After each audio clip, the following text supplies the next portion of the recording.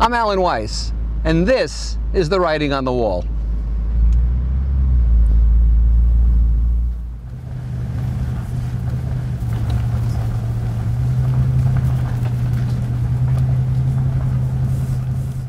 You know, we see things in different colors and hues, and I got the all-time downtrodden election blues. I'm Alan Weiss, this is Writing on the Wall, and this is episode 67, Election Blues. You know, we're in the middle of a major election campaign here, probably for the most important elective office in the entire world. Maybe the universe as we know it, who knows? But the trouble is, running for President of the United States requires different skills and behaviors than effectively serving as President of the United States. Some people have them both, but not everyone. And sometimes we see the unfortunate results of that. No matter what your politics, no matter what your party, those are very different kinds of skills, running to get a nomination and serving as president. Moreover, where do we judge people originally? In Iowa and New Hampshire. Now, there are great people in Iowa and New Hampshire. Some of my best friends are in Iowa and New Hampshire. Well, Iowa. But Iowa and New Hampshire are whiter, older, maler, and more conservative than most of the United States. Yet we use those two states as sort of bellwethers to decide who's going to continue in the primaries. Makes no sense to me. So, of course, I have my ideas on how elections should be run. And here they are. Number one, end PAC money. No more PAC money. You cannot buy an election in this country. No PACs, no money from PACs, period. I don't care who funds them. I don't care if they're arm's length or what. No PACs. Number two, vet every media ad with an independent commission for truthfulness. Don't let people take a half-truth and turn it into a quarter-truth and turn it into an outright fabrication. If you're running an ad, it doesn't make sense to me that you say, I'm Alan Weiss and I approve this ad. Who cares? What I care about is an independent commission that says what's in here is truth.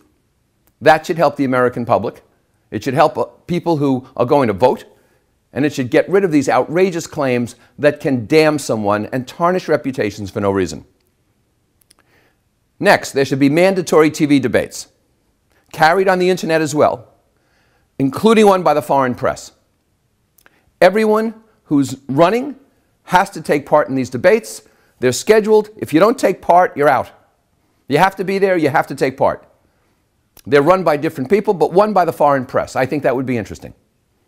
That way, everybody who chooses to can see how candidates feel. And there should be obligatory subjects.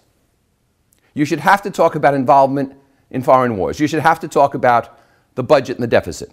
You should have to talk about how you feel about abortion.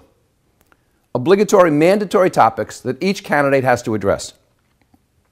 There should be mandatory position papers on these same topics, on job creation, on election reform, on Social Security reform.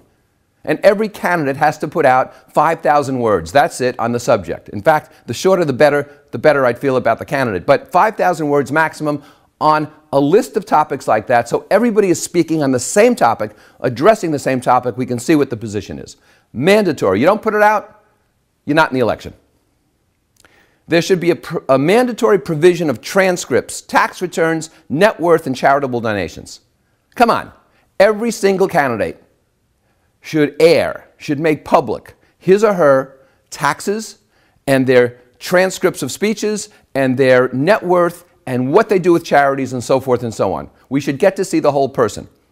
I don't have to know about private affairs. I don't have to know about relationships with children. But I would like to know about how much money you're paying in taxes, and I would like to know what you're doing in terms of net worth and what you're doing in terms of how you interact with the government agencies that interact with the rest of us. Finally, every candidate should take an oath, not of office, but to tell the truth. Every candidate should put their hand on that Bible or whatever they use in place of it and say, I promise to tell the truth and to make sure my people are telling the truth during this campaign. Will that work 100% of the time? Probably not, but it will also probably raise the percentages a great deal. Now, I don't think these are unreasonable, and I think anybody sincerely interested in running for president would have no trouble meeting these. But we'll see what happens. After all, a lot of good ideas go by the wayside, even those that come here. And by the way, every election should be dog-friendly.